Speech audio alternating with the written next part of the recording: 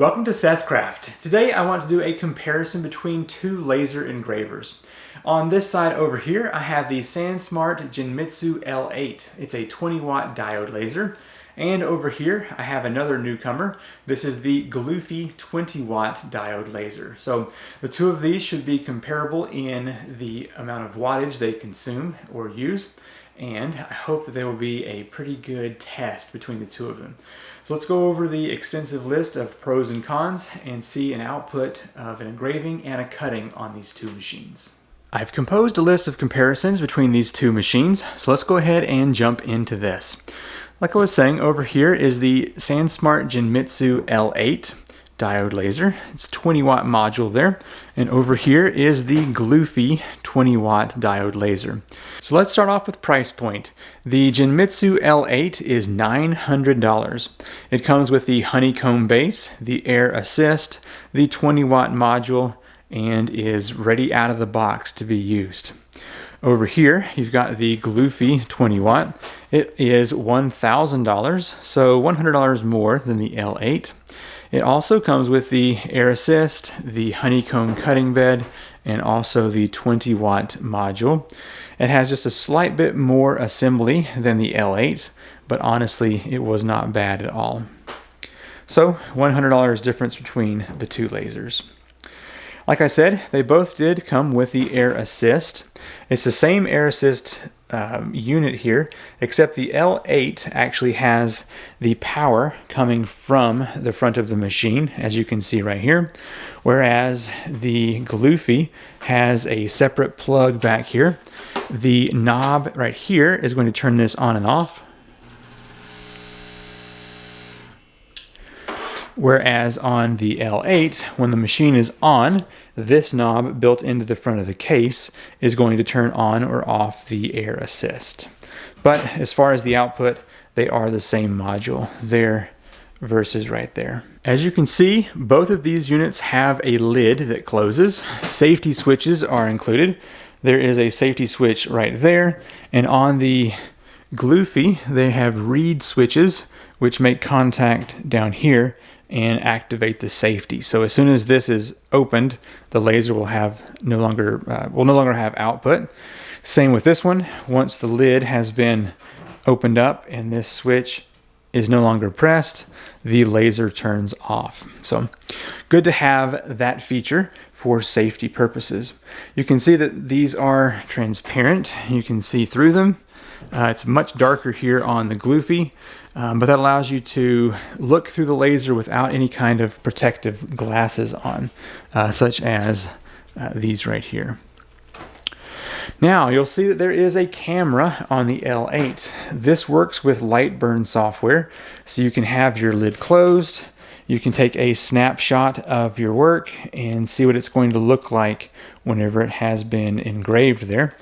This is the first version of the Gluwphy laser, and there is no camera here, but I've heard from the company they do intend on adding that camera to their next version of this laser. So keep that in mind. It will be included in the later version. Now when it comes to the ports and the location of those ports, you'll notice here on the L8, I have a bunch of ports here on the front. The air assist, the power for the air assist, power for the unit, the camera, and the connection to the computer for the laser, and they're all right there on the front. It's painfully easy to bump these and cause issues. Very annoying. Over here on the Gluwphy, the air assist goes in right here. Very nice placement on the side, and they simply have the computer attachment down here and the power. So the front of the unit is clear and you're not going to be bumping into anything. Also, the air or the output hose for the Gluwphy is over here on the side.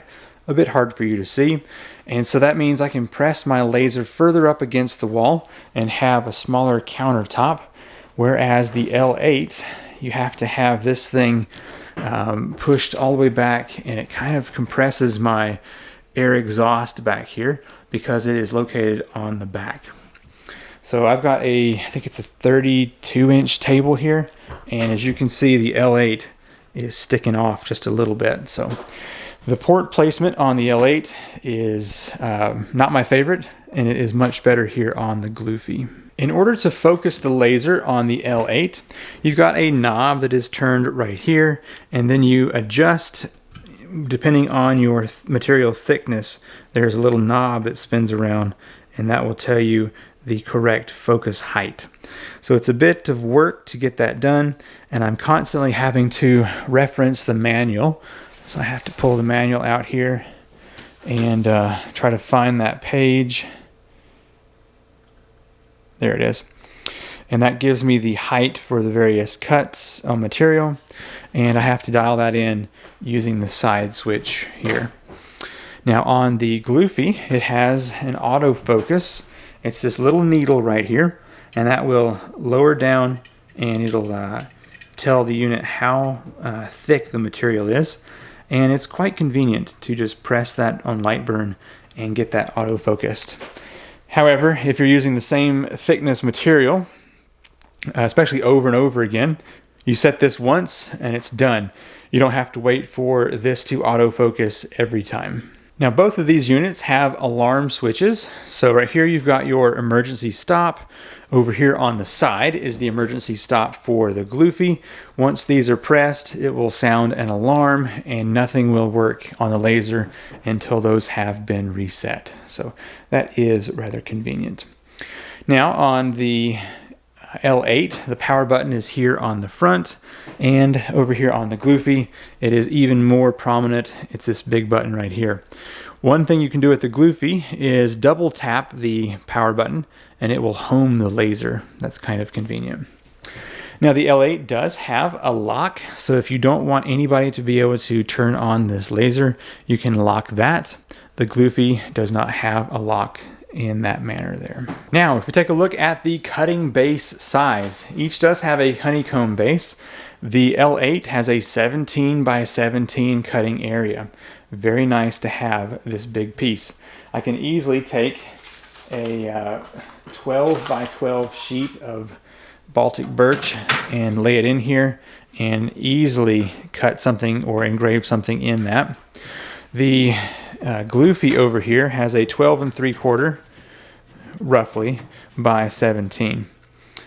So if you look at there, it's not quite the same size, and you have much shorter range there with your laser cutting. So keep that in mind. The cutting bed here is much smaller on the Gluwphy than it is on the L8.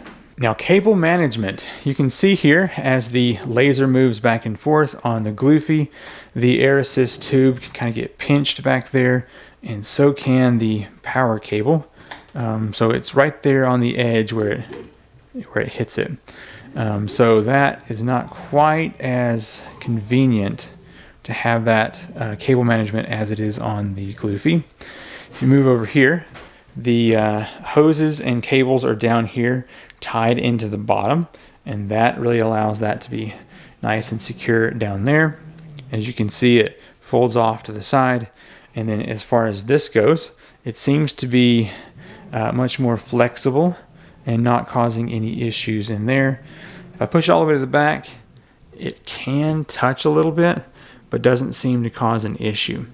Now one thing you'll notice is that I have removed the fan on the L8, and that's because I have a system here in my shop that allows me to use that 4-inch pipe with a nice strong fan.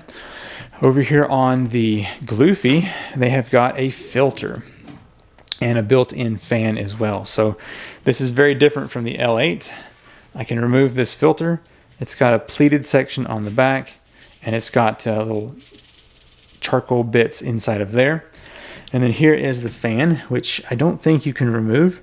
It seems to be decently powerful, but I kind of like being able to remove my fan and have that much bigger exhaust port, as you can see over there. Both of these lasers are light burn compatible, although I found that the L8 over here was basically flawless with operation, and the Gluwphy laser had some issues where it would hold up on light burn, meaning that a task would have been completed, but light burn was still holding it and not letting you move or do anything with the laser until you press the stop button.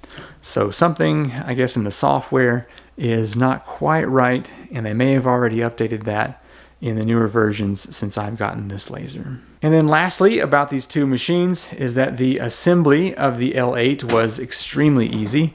All I had to do was separate the laser module, slide it down onto the track here, and it was good to go. This one, I had to do a bit more assembly. I had to insert the honeycomb cutting base, I had to insert the filter, I had to adjust the laser, which if you look over here, it's got a thumb screw right here, which actually activates one of the limit switches. And so you have to make sure you have that in just the right spot, whereas this one doesn't have that. Now that we've seen our comparison between the Genmitsu L8 and the Gluwphy 20W, let's go ahead and bring a file into these lasers and do a time test on both the engraving and the cutting. And we'll take a look at those final product and see if there's any charring or if there's any distortion in the engraving. So let's go ahead and do an actual engraving and cutting test. I have Lightburn set up here with an image of some ram pumps, and I've also got the word Genmitsu and an L8. And so that means I'm going to be using the L8 here for the first test. What I've got is a sheet of 1/8 inch Baltic birch plywood. I'm going to do my engraving and cutting test with this. So let's just line this up. And now I've got my laser head right here. Now I need to remember what my settings are going to be here, because I don't remember this kind of thing very well. So the 20W laser, 3mm, I need to use the 7mm focus setting. So let's go over here and find the 7mm focus setting. That's going to be this one over here. Almost there. Loosen this screw.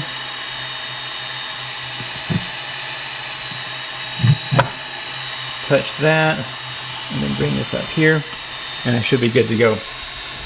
Alright, now one cool thing about this one is I can see through the front, and I want to just line up the laser right here on the corner. Turn on the air assist. Go. Close the lid. And now I'm going to press the frame button here, which is in Lightburn right there. And that will frame out our work.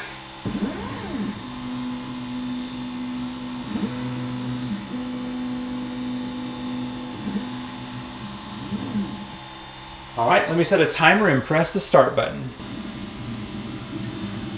Alright, I'll come back in a little while and we'll take a look at this, and then we will start up the next.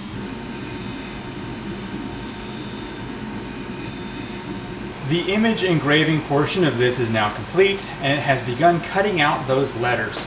We're currently at 27:43 on our time, and so far everything seems to be going quite well. The L8 just finished. I was able to stop the timer at 50:50. Now I realized that instead of doing an outline cut on the Genmitsu L8, I actually told it to fill cut, and that's what took a long time. So we will do the same on the Gluwphy to be able to match that. So let's open this up here and see what our results look like. Laser is still cool, which is good. Alright, so there is Genmitsu L8, and there is the ram pump picture that was engraved. So if we take this and compare it to that, yeah, I mean, it's in there. Not the best, but I can see it. Alright, very cool. Next test is to put this same piece down here in the Gluwphy, and we will rerun the test. And so once again, I'm going to move this laser over to about right here, and we will run our test in this new position. Now I realize the test is a little different because I changed this to Gluwphy 20W, but it's the same number of letters, it'll be close enough. So we might give it an extra minute or two difference between them and call it good enough. So I'm going to turn on the laser by pressing right here. Now I have a macro set up to autofocus. We should see that move the laser here. There we go. It's got that little metal pin that's going to connect with the plywood. It'll move up and down a time or two until it is focused properly. There we go. Now I'm going to go ahead and close the lid. Now it's going to be difficult to see, so I'm going to turn the light off. Just like with the L8, I'm going to press the frame button.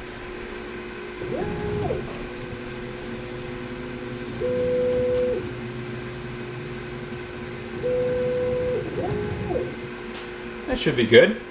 All right, I'm going to go ahead and press the start button.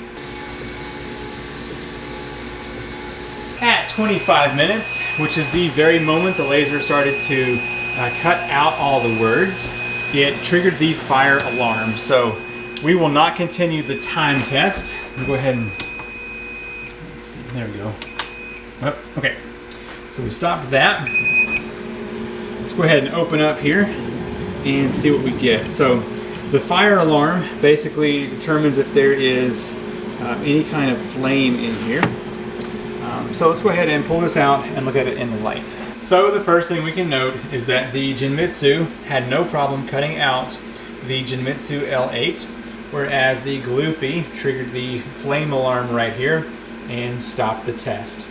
Alright, so if we were to do a comparison against these two, I would say the bottom one is perhaps a little bit darker than the top, but I'm looking here on camera and honestly they are so very similar. So of course both of these are 20-watt lasers. So as far as the detailing goes, I tried to pick a picture that was crazy busy, and I think there's actually slightly more detail here on the Gluwphy laser. So for instance, if you look at this pressure tank, which in the picture was all white, I guess you can see less details in that. So perhaps the Gluwphy has done just slightly better on adding details to the engraving. The Genmitsu did far better at cutting out because it didn't trigger that flame alarm. Which one of these lasers is the better bang for the buck? Like I said, the L8 is $900, the Gluwphy is $1,000. They both come with the air assist, they both come with the honeycomb cutting base. And so you are essentially ready to start cutting and engraving right out of the box with both of these. The fire alarm or the flame alarm, I believe, can be adjusted on this to stop that from being an issue. So I guess one of the things that would determine whether or not you should go with one or the other would be the cutting size. So the L8 has a 17 by 17. Whereas this one over here is more like a 12 and a 3/4 by 17. And so you have a little less space you can engrave in. The L8 also comes with a camera if you are known to use that as well. Now I ran this file over here and had 0 issues with the Gluwphy locking up on Lightburn. But I've had that a couple times in the past. I have a feeling that is going to be an update that will take care of all of those issues in the future. The setup on both of these lasers, very easy. The L8 just required the cutting bed to be placed into position and the laser to be slid down. Over here, same thing. Had to attach the air assist tube and the cutting bed went in first before the laser, but both of them actually set up pretty quick and easy. So my personal favorite and the one that I use the most is the L8. Just because I like to look through that orange plastic and see exactly where I've positioned my laser head. With the Gluwphy, it's a little harder to see. It does have nice lighting inside, but positioning the exact spot you want that is a little bit of a challenge.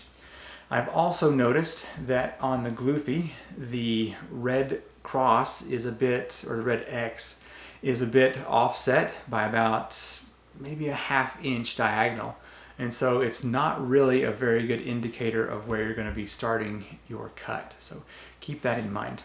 Now the Gluwphy is very convenient if you're going to be putting in and out a bunch of different material of different height. You can adjust significantly here on this one. Now I didn't show you, but the L8 can also be moved up and down several inches. So if you have to put something in here that is a bit on the taller side, you certainly can. One other feature on the L8 that's not available on the Gluwphy is that the L8 has feet, which I didn't show you, that pop down under here, and it can allow you to move this up about 3 more inches. So if you're going to use a rotary tool, you can easily set that up in there. Over here with this other one, you've got, I'm going to say, another 2 or 3 inches of height that this laser can go up to. So they both have great options, and I just wanted to provide you with a comparison between the two so you can make a decision on what you want to go with. I hope this was helpful. I'm Seth with the SethCraft Workshop. I'll have links to both of these lasers in the description down below, and I will see you in the next video. Bye.